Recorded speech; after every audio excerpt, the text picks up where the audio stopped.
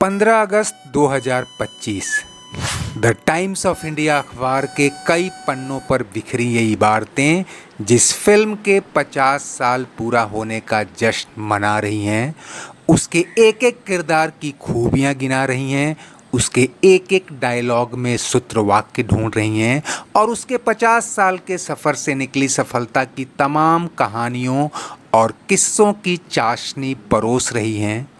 उसी फिल्म के रिलीज होने पर इसी अखबार समूह से जुड़े मशहूर journal the illustrated weekly off India ने बड़ा ही फीका रिस्पांस दिया था, मानो फिल्म फ्लॉप हो गई हो।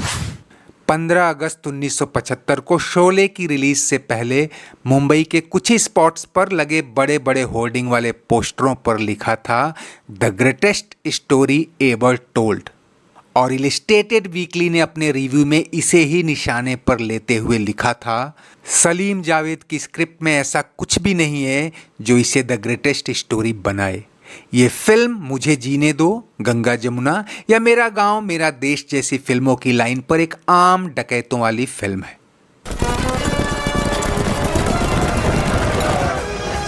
शोले को लेकर क्रिटिक्स और मीडिया का रिस्पॉन्स शुरू से कुछ दिनों तक ऐसा ही फीका और नेगेटिव रहा था। कुछ ने इसे फ्लॉप कहा तो कुछ ने बंडल, कईयों ने कहा ये तो पैसे की बर्बादी है। अरे ओ सांभा, कितना इनाम रखे हैं सरकार हम पर?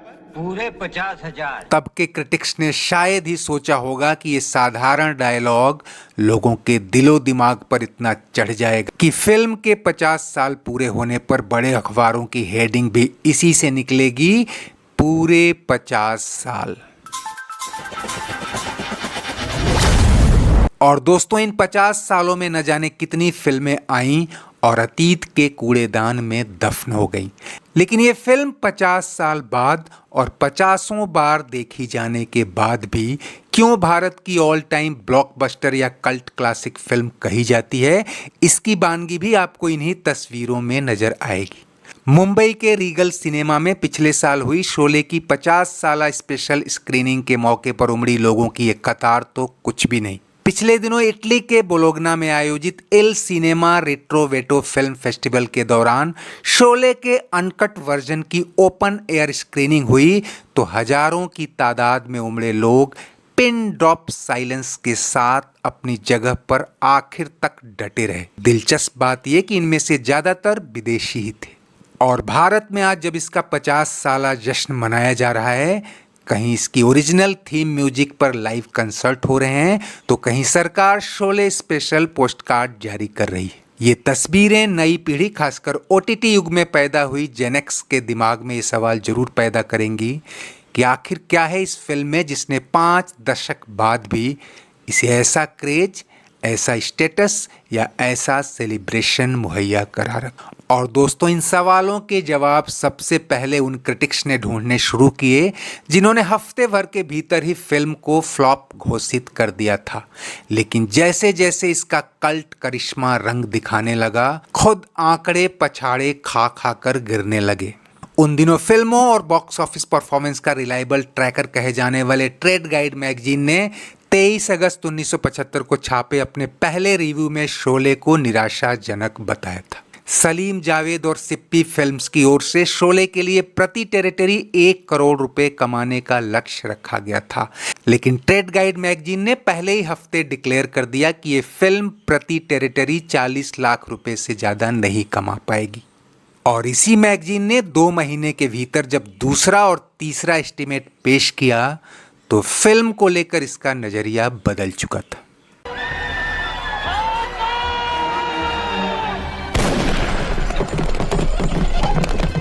पहले 1-2 हफ्तों में मीडिया रिव्यू ने खुद सिप्पियों का भरोसा इस कदर हिला दिया था कि वो इसमें तमाम तरह के काट छांट और बदलाव का फैसला कर चुके थे। मसलन अमिताभ बच्चन के किरदार जय को दोबारा जिंदा करना, फिल्म की लंबाई घटाना, गब्बर का रोल थोड़ा छोटा करके हेमा मालिनी और जया बच्चन का रोल बढ़ाना और भी न जाने क्या क्या, लेकिन ये सब कुछ दिलो दिमाग के हिलोरे भर थे।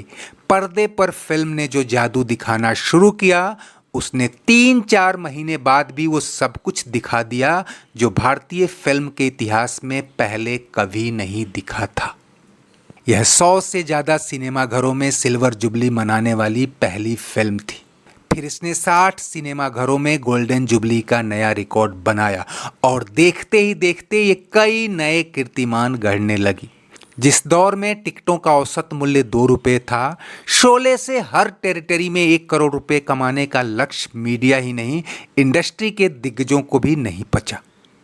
कुछ ने कहा कि सिप्पी अपने 3 करोड़ की बर्बादी रोक लें, वही काफी हो। लेकिन जब फिल्म ने कमाना शुरू किया तो एग्जीबिटर, डिस्ट्रीब्यूटर और प्रोड्यूसर तो माला माल हुए ही। इस किताब की माने तो इसकी ब्लैक में टिकटें बेचकर कईयों ने घर बना लिए। वैसे तो शोले ने फर्स्ट रिलीज बेसिस पर 35 करोड़ रुपए से ज़्यादा कमाए थे, लेकिन आज की डेट में इसकी कुल कमाई को अगर इन्फ्लेशन यानी महंगाई दर से एडजस्ट करके देखें तो ये आंकड़ा 3000 करोड़ रुपए से ऊपर जाएगा। इस फिल्म को अब तक 25 करोड़ से ज़्यादा लोग देख चुके हैं और ये उपलब्धि दुनिया में किसी भी फिल्म को अब तक नसीब नहीं हुई। मुंबई के जिस मिनर्वा थिएटर में पहला हफ्ता खाली खाली सा गया था, वहाँ ये फिल्म लगातार 5 साल यानी 286 हफ्ते चली थी। दिल्ली के रीगल सिनेमा ने तो मिडनाइट शो शुरू कर दिए थे। कोलकाता के मेट्रो सिनेमा के आगे लोग रात दिन डेरा डाले रहते थे। सोवियत यूनियन में जहां शोले ने लाखों कमाए थे, डबिंग प्रिंट्स के दम पर अंडरग्राउंड फैन क्लब बन गए और वहां टूटी फूटी हिंदी में ही गब्बर के डायलॉग बोले जाने लगे।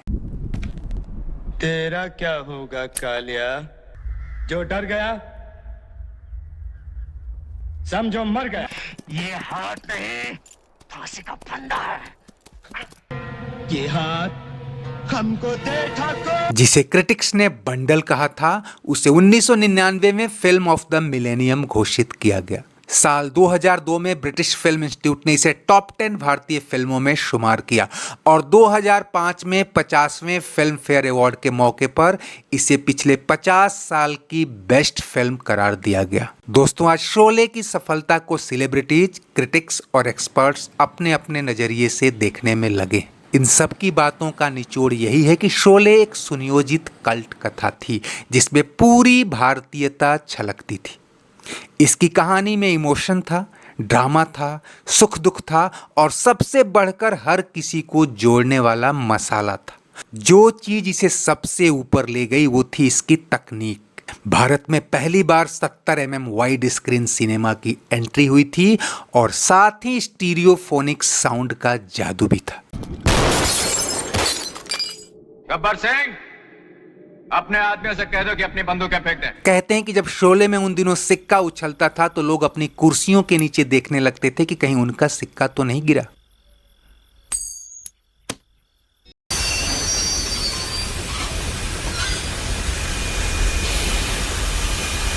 एक एक साउंड एलिमेंट को बड़े ही प्रभावी ढंग से क्रिएट किया गया था और इसका दर्शकों के दिमाग पर जबरदस्त असर पड़ा।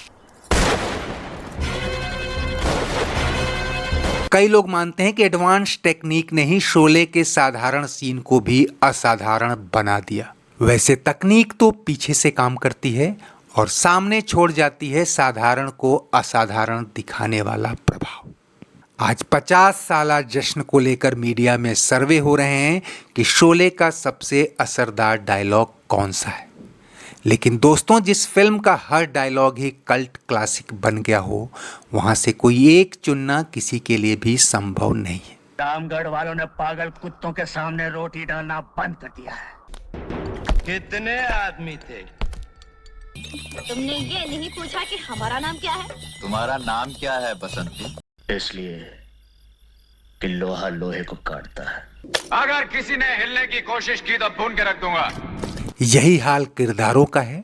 शोले सिर्फ हीरो, हीरोइन और विलेन की फिल्म नहीं, इसमें दूसरे, तीसरे और चौथे लेयर तक के छोटे छोटे अनगिनत किरदार हैं जो एक आध मिनट और कुछ तो सेकंडों की झलक से भी अमर हो गए।